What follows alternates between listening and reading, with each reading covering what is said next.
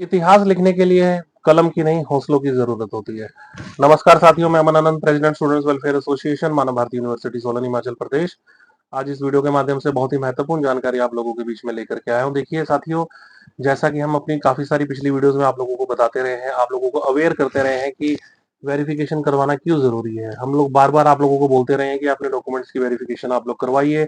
उससे आप लोगों को ये पता रहेगा कि आपके डॉक्यूमेंट्स की फैक्चुअल पोजीशन क्या है, उनका रिकॉर्ड यूनिवर्सिटी में अवेलेबल है भी या नहीं। देखिए हाल फिलहाल जो है हमें उत्तर प्रदेश से ये न्यूज देखने को मिली है, जहां पर काफी सारे एडवोकेट्स की जो डिग्री थी वो जाली पाई गई। ये मुद्दा काफी समय से, लगभग एक डेढ़ हफ्ते से सोशल मीडिया पर और मीडिया पर छाया हुआ है, जिसके अंदर काफी सारे जो एडवोकेट्स थे उनकी जो डिग्रीज थी, एलएलबी की डिग्रीज थी, 10th इवन 12th की डिग्रीज की जो मार्कशीट्स थी वो भी फेक पाई गई। और उसमें हाल फिलहाल 12 वकीलों के ऊपर केस भी दर्ज हुआ है। और इस न्यूज के अकॉर्डिंग अगर हम देखें तो 4157 जो है एडवोकेट, उनके ऊपर जो है एफआईआर रजिस्टर्ड हुई है।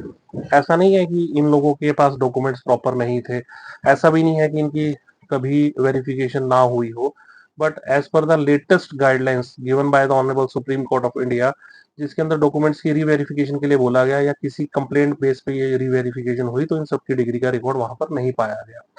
तो इसलिए हम लोग भी आपको बार बार ये समझाते हैं कि अपने रिकॉर्ड को वेरीफाई करवाइए, इससे पहले कि आपके ऊपर कोई कार्रवाई हो। देखिए हाल फिलहाल हमें ये भी देखने को मिला था कि ये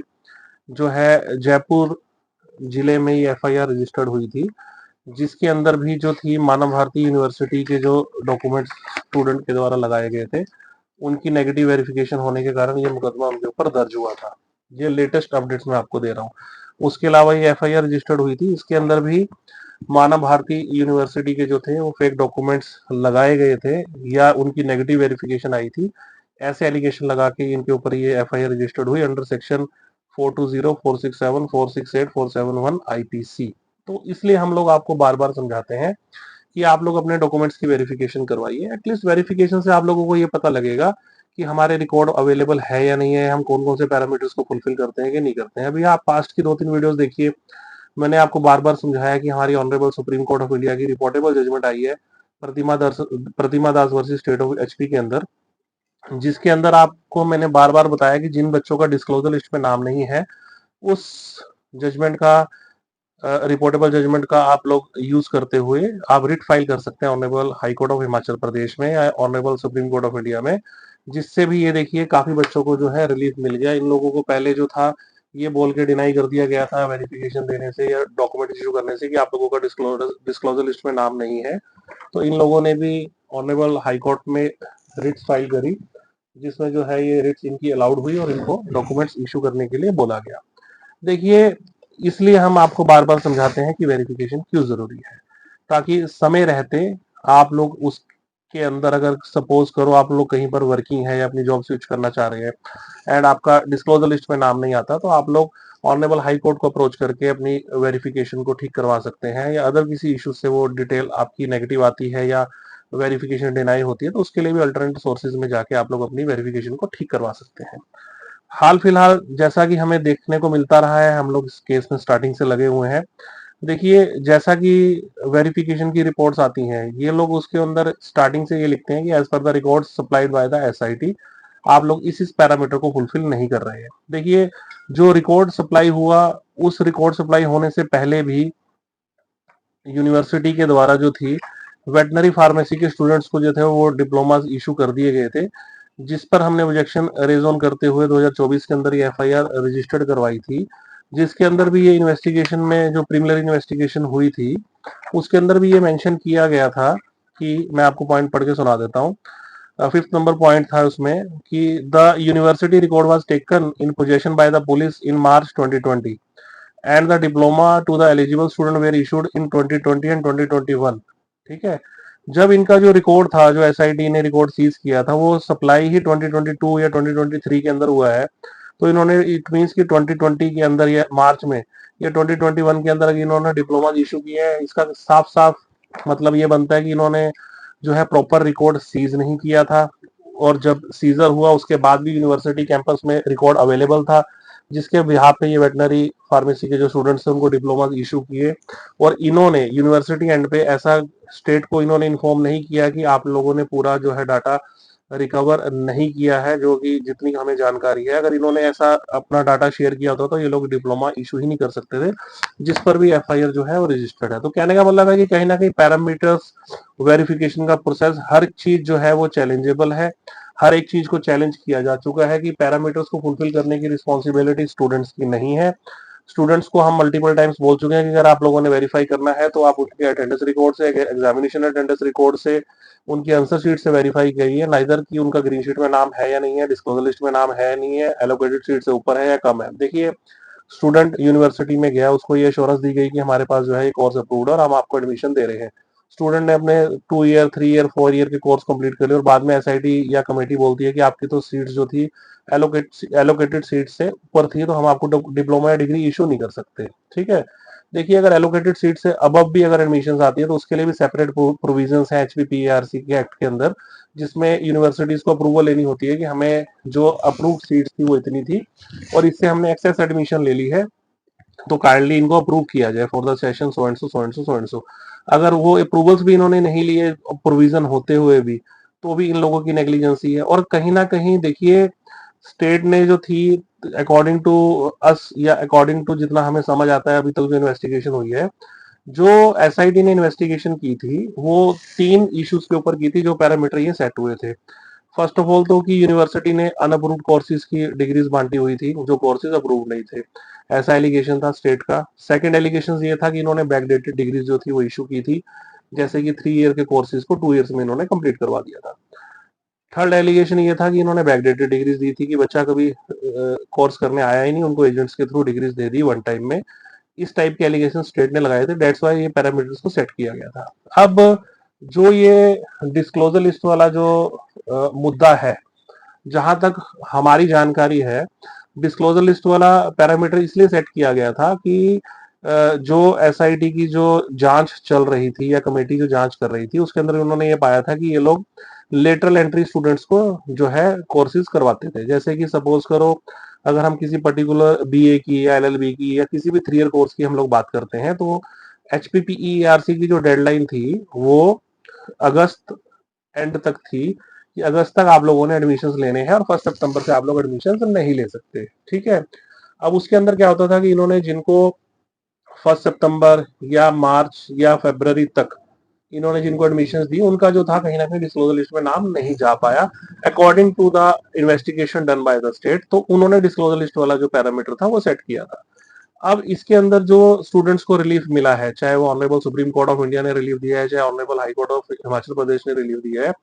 वो एंटायर फैक्चुअल पोजीशन से उनको प्राइज नहीं करवाया जा रहा है। कि उनको ये तो बताया जा रहा है कि इनकी जगह किसी और का नाम है, बट उसमें ये नहीं बताया जा रहा कि इनका नाम जो है नेक्स्ट ईयर वाली लिस्ट में गया हुआ है। इट मीन्स कि कहीं ना कहीं वो लेटरल एंट्री स्टूडेंट्स थे, जो कि एक जांच का विषय भी बन सकता है। क्योंकि यूनिवर्सिटी एंड पे मिसलीड किया जा रहा है बार बार, कभी अथॉरिटीज को मिसलीड किया जा रहा है जिसपे एफआईआर रजिस्टर्ड है कि आपके पास अगर वेटनरी फार्मेसी के स्टूडेंट्स का रिकॉर्ड अवेलेबल था, तभी आपने 2020-21 में उनको जो थे डिप्लोमा इशू कर दिए। ठीक है, और जो रिकॉर्ड सप्लाई हुआ है वो आफ्टर 2022 सप्लाई हुआ है। तो या तो आप स्टेट को अप्राइज करवाते हैं कि हमारे पास जो है अभी भी स्टूडेंट्स का रिकॉर्ड अवेलेबल है,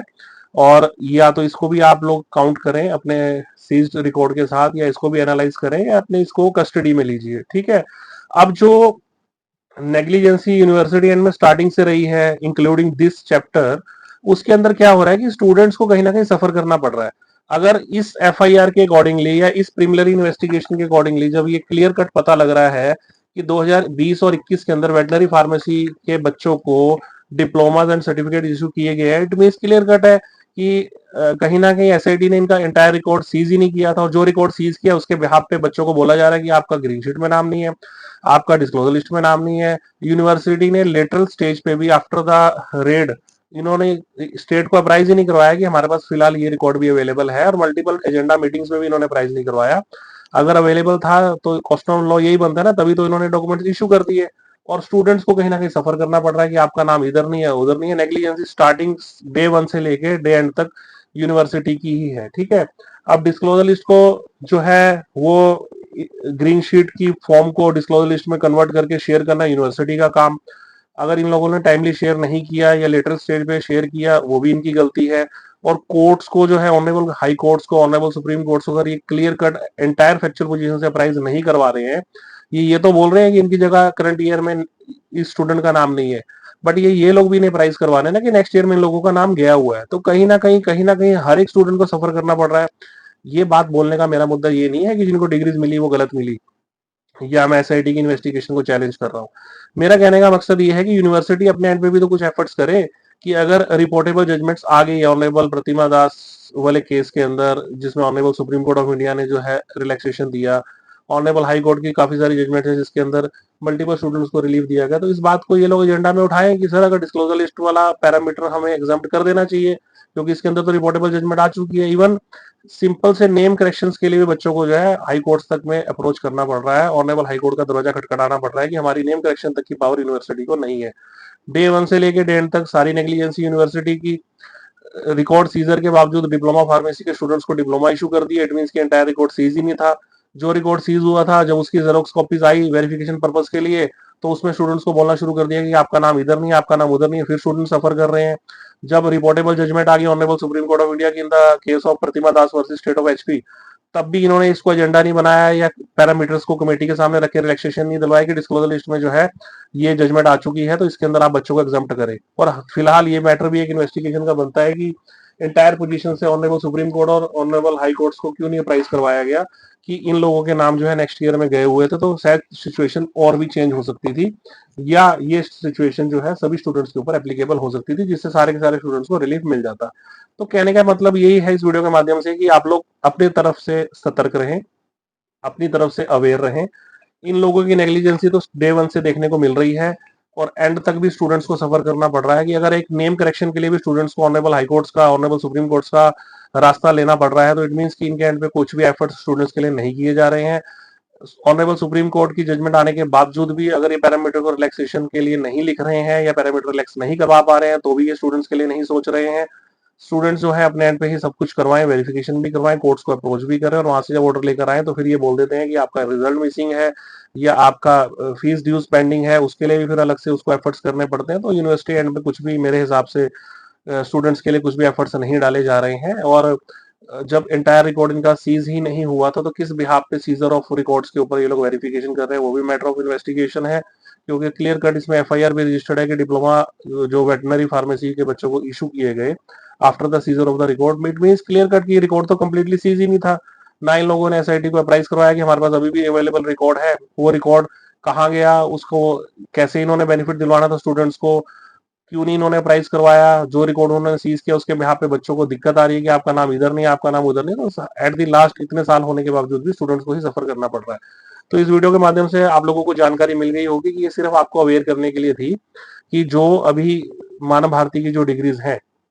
जिन बच्चों ने वेरिफिकेशन नहीं करवाई है, कहीं ना कहीं वो इस शेडो में है कि कहीं ना कहीं हमारे डॉक्यूमेंट्स ठीक ही होंगे, तो आप लोग अपनी वेरिफिकेशन करवाइए। और किसी की अगर नेगेटिव वेरिफिकेशन आती है तो उसके अंदर काफी सारी रिपोर्टेबल जजमेंट्स है जिसमें आपको कोर्ट से रिलीफ मिल सकता है। और किसी भी प्रकार की वेरिफिकेशन के लिए, कोर्ट केस के लिए आप लोग हमें 9 to 9 कॉल कर सकते हैं। धन्यवाद।